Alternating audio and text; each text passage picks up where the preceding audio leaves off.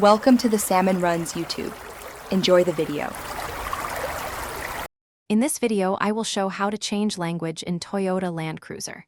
Begin by turning the ignition to accessory or on and waiting for the infotainment system to boot fully.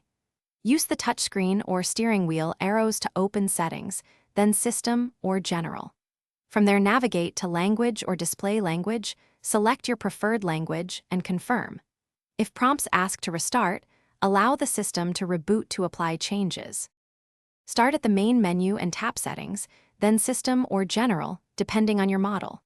Scroll to Language or Display Language and open that menu. Choose the language you want from the list and press Confirm or OK. Some models may ask you to restart the system, so accept any prompts and allow the unit to reboot. After restart, verify that voice prompts, menus, and messages display in the new language.